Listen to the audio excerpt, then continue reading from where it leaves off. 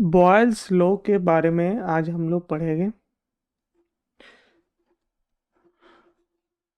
Boyle's law. Boyle's law क्या होता है? बॉयल्स लॉ का स्टेटमेंट क्या है, उसको पढ़ेंगे। सबसे पहले एक पॉइंट इसके बारे में जान लेते हैं। It is a fundamental gas laws. It is a fundamental gas laws. दूसरा पॉइंट इसके बारे में ये है, discover discover discover by Robert Boyle. Robert Boyle के द्वारा डिस्कवर किया था। कब किया गया था? 1662 में। तो ये इसका सिंपल पॉइंट था जिसको हमको जानना बहुत ज़रूरी था। ठीक है, अब हम लोग इसका स्टेटमेंट क्या है। What is the statement of boils law? तो स्टेटमेंट ये है, it state that the volume the volume of a given mass of a gas is inversely proportional to its pressure.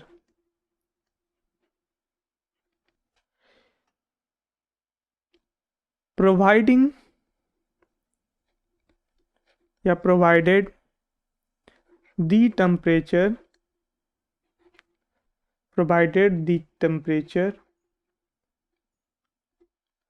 remain constant.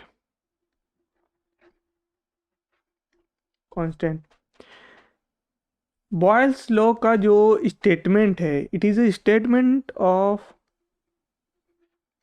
Boyle's law. इसके बारे में इसके पहले हम लोग समझ लिए कि ये फंडामेंटल लॉ, गैस लॉ है।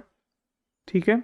दूसरा बात यह है कि डिस्कवर किया गया था रॉबर्ट बॉयल्स के द्वारा इन 1662 में, और उन्होंने ये स्टेटमेंट दिया था कि the volume of a given mass of A gas, ये गैस लॉ है, इस पर ध्यान जरूर दीजिएगा, ये गैस पे ही काम करेगा सिर्फ। तो the volume of the given mass of A gas is inversely proportional to its pressure provided that temperature remain constant। Temperature यहाँ पर अगर स्टेटमेंट को बढ़िया से समझे हम लोग तो देखिए, टेम्परेचर यानी टी क्या है? कांस्टेंट है। ठीक है। दूसरा बात ये समझे कि जो हमारा गैस का मास है, मास of the gas is inversely है। इन्वर्सली मीन्स अगर प्रेशर बढ़ता है तो मास घटेगा, और मास बढ़ता है तो प्रेशर घटेगा। इन्वर्सली प्रोपोर्शनल टू है। तो sorry, mass of the gas is inversely proportional to the volume of a mass, volume of a given mass of the, यहाँ पर एक स्टेटमेंट यहाँ पर गड़बड़ा गया। Volume of a given mass यानी वॉल्यूम है, वॉल्यूम। ठीक है। अगर टेम्परेचर कांस्टेंट रखते हैं तो अगर प्रेशर को बढ़ाते एक गिवन मास, गैस है जो उसका मास फिक्स है, उसका वॉल्यूम क्या है? Inversely proportional to. यहाँ पर ये अगर इसको मैथमेटिक्स के रूप में देखा जाए तो कुछ इस तरह से लिख सकते हैं, यानी अगर गैस का वॉल्यूम बढ़ा रहे हैं तो उसका प्रेशर क्या होगा? घट जाएगा। और अगर प्रेशर को बढ़ाएंगे तो वॉल्यूम क्या हो जाएगा? वो घट जाएगा। सिंपल है। तो मैथमेटिक्स में आप लोग ज़रूर समझे होंगे एक बात को, कैसे प्रोपोर्शनल को हटाया जाता है कुछ कांस्टेंट देकर। जैसे यहाँ पर v is inversely proportional to pressure, ये किसके द्वारा, बाई बाई बॉयल्स लॉ के स्टेटमेंट द्वारा हमने ये मैथमेटिकली दिया। तो देयरफॉर हम क्या करेंगे, V is equal to, let's K is a constant of proportionality. Okay, तो आगे यहाँ देखिए K इक्वल टू, अगर इसको भेज दिया जाए तो VP, यानी ये स्टेटमेंट अपने आप आया कि प्रेशर इनटू वॉल्यूम को अगर मल्टीप्लाई करते हैं दोनों वैल्यू को, तो ये हमेशा एक कांस्टेंट देगा। ठीक है, तो ये स्टेटमेंट है, ये आपको समझना होगा कि यहाँ पे क्या है, कांस्टेंट है जो हम लिए हैं, कांस्टेंट है। अगर यहाँ पर प्रेशर और वॉल्यूम को मल्टीप्लाई किया गया एक गिवन मास में ऑफ गैस, गैस का एक गिवन मास है, उसमें अगर मल्टीप्लाई किया गया तो ये कांस्टेंट होगा। तो अगर इसको और थोड़ा सा आगे की ओर देखें, थोड़ा अब के बारे में देखें, थोड़ा सा अगर के बारे में स्टेटमेंट समझे, तो यहाँ समझिए कि सबसे पहला के किस पे डिपेंड कर रहा, मास ऑफ दी गैस। ठीक, दूसरा किस पे डिपेंड कर रहा, its temperature.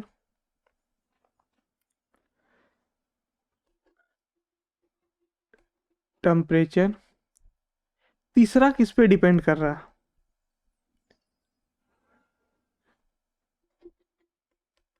Unit in which pressure and volume major.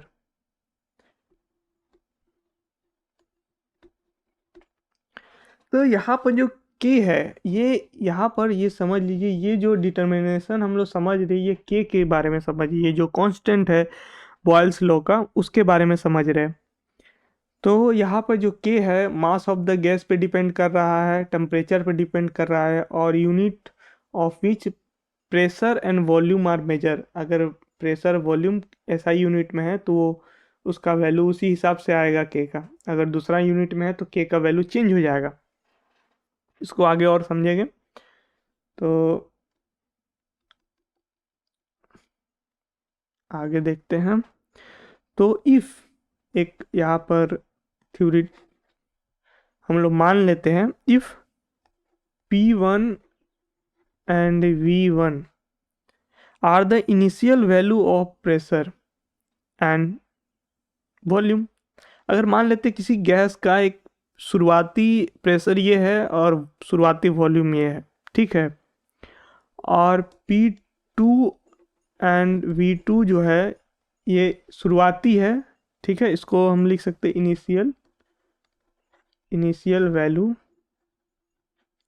ये जो है इसको हम कर सकते हैं फाइनल वैल्यू।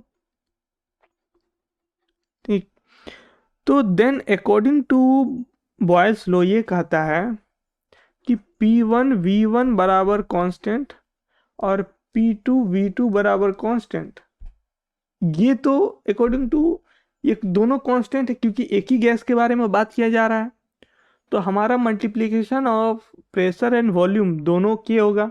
तो यहाँ पर देखिए ये भी के बराबर है और ये भी के बराबर है। तो हम समझ सकते हैं कि ये स्टेटमेंट आपको समझ में आया कि नहीं। देखिए ये बहुत ही इंपॉर्टेंट स्टेटमेंट है, न्यूमेरिकल सॉल्विंग में यही स्टेटमेंट यूज होता है। तो P1 V1 equal to P2 V2 according to Boyle's law. तो कुछ ग्राफ के बारे में भी समझ लेते हैं कि क्या क्या ग्राफ है इसमें इस्तेमाल होते हैं। तो सबसे पहले P and V pressure and volume का ग्राफ एक है, उसको समझते हैं पहले।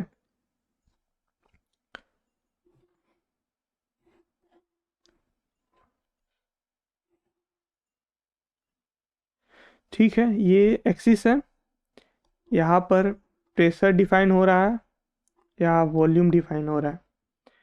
तो अगर ग्राफ को देखें तो हमारा ग्राफ कुछ इस तरह से आएगा। ठीक है, ये टेम्परेचर यहाँ पर कांस्टेंट है, ठीक है, टेम्परेचर यहाँ पर कांस्टेंट है, ये आप ध्यान रखिएगा। बॉयल्स लॉ के स्टेटमेंट में ही लिखा हुआ है कि टेम्परेचर कांस्टेंट हो तभी बॉयल्स लॉ अप्लाई होगा। तो यहाँ पर पी और वी का ग्राफ जो है ये कुछ इस तरह से आ रहा है, ठीक है। और अगर हम ये पी और वी का ग्राफ निकाले हैं, अगर हम लोग इसको और आगे बढ़ाए, अगर हम ग्राफ निकालें पी एंड 1/v, ये स्टेटमेंट का ग्राफ निकाले तो क्या होगा। यहाँ से हम लोग पहले, ये हमारा प्रेजेंट हो रहा है, प्रेशर को डिफाइन कर रहा है, ये डिफाइन कर रहा है 1/v को, ठीक है। और तो हमारा जो ग्राफ जो बनेगा इसका, ये बनेगा ये ग्राफ बनेगा हमारा यहाँ पर भी टी क्या है, कांस्टेंट है। क्यों कांस्टेंट है, क्योंकि हमारा बॉयल्स लॉ ही कहता है, उसका स्टेटमेंट ही कहता है कांस्टेंट है। तो यहाँ पे दो ग्राफ आपके सामने समझाया गया है, दोनों ग्राफ जो है ये आपके सामने दोनों ग्राफ समझाया गया, ये ग्राफ 1 है, ये ग्राफ 2 है। ये ग्राफ बनाया गया है प्रेशर और इन्वर्सली A1/V के, तो ये स्टेटमेंट आता है। और ये ग्राफ जो है प्रेशर वर्सेस वॉल्यूम के ऊपर ग्राफ है, दोनों में टेम्परेचर कांस्टेंट है क्योंकि बॉयल्स लॉ का स्टेटमेंट कहता है। ये हमारा फॉर्मूला है जो काफ़ी इम्पोर्टेंट फॉर्मूला है सबसे। तो आपको इसका नोट्स बनाना है तो सबसे पहले क्या क्या पॉइंट आपको ध्यान रखना है। सबसे पहला पॉइंट आपको क्या लिखना है, सबसे पहला पॉइंट ये लिखना है कि it is a fundamental law, ठीक। दूसरा नोट्स ये रखे कि it is discovered by Robert Boyle's in 1662, दूसरा नोट्स। फिर उसके बाद बॉयल्स लॉ का स्टेटमेंट क्या है कि वॉल्यूम जो है इन्वर्सली प्रोपोर्शनल टू प्रेशर है, ठीक है। इसमें क्या क्या स्टेटमेंट में मेन पॉइंट ये है कि मास of the gas, given mass of the gas, मतलब अगर मास सेम है, मास चेंज नहीं किया जा रहा और ना ही टेम्परेचर को चेंज किया जा रहा है, मास भी सेम है गैस का, टेम्परेचर भी सेम है, दोनों चीज़ ध्यान रखना है आपको। अगर 1 kg मास है तो उसी का वॉल्यूम प्रेशर ऊपर नीचे किया जा रहा है और टेम्परेचर भी यहाँ पे कांस्टेंट रखा गया है, ठीक है। और ये स्टेटमेंट है इसका, अगर मैथमेटिकल इक्वेशन जो है इस तरह से है, इसका मेन फॉर्मूला ये है, ठीक। और के जो है, के डिपेंड करता है मास ऑफ द गैस, कितना वजन है गैस का उसके ऊपर डिपेंड करता है वजन, यानी मास, उस कितना मास है उसका, सॉरी वजन नहीं, उसका मास के ऊपर डिपेंड करता है, वेट के ऊपर नहीं, मास के ऊपर, ये ध्यान दीजिएगा। वेट और मास में थोड़ा सा भी फर्क होता है, वो आप समझते हैं। तो मास के ऊपर डिपेंड करता है।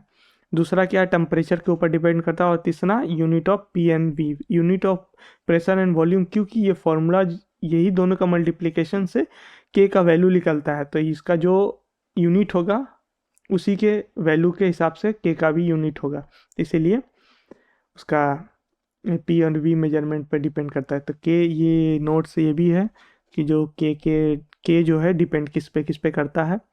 फिर इसका जो मैथमेटिकल इक्वेशन है, जो स्टेटमेंट हमेशा यूज होगा कोई भी क्वेश्चन, कोई भी इक्वेशन सॉल्व करने में, उसको आपको समझना पड़ेगा कि गैस का शुरुआती प्रेशर एंड वॉल्यूम क्या था और उस गैस का फाइनल प्रेशर और वॉल्यूम क्या था। तो आप ये दोनों, अगर कोई भी एक टर्म नहीं दिया हुआ रहेगा तो आप इस इक्वेशन के मदद से निकाल सकते हैं, क्योंकि ये equation given by the Boyle's law statement. फिर अगर ग्राफ के बारे में देखा जाए, ग्राफ को समझने का कोशिश किया जाए, तो अगर देखिए ये ग्राफ इस तरह से है, अगर ये प्रेशर और वॉल्यूम का ग्राफ ये बनेगा और जिसमें यहाँ पर ग्राफ ऊपर से नीचे की ओर जाते रहेगा, ठीक है। इसमें उल्टा है और इसमें प्रेशर और 1/v का ग्राफ सीधा एकदम स्ट्रेट लाइन बनेगा जो स्लोप को कट करेगा एकदम इस एंगल पे, ठीक है, एकदम 45 डिग्री एंगल पे कट कर रहा है। तो यही है बॉयल्स लॉ। अगर कुछ भी नहीं समझ में आया है तो आप इसे दोबारा देखें और इस तरह के कंटेंट के लिए जुड़े रहें हमारे साथ। धन्यवाद।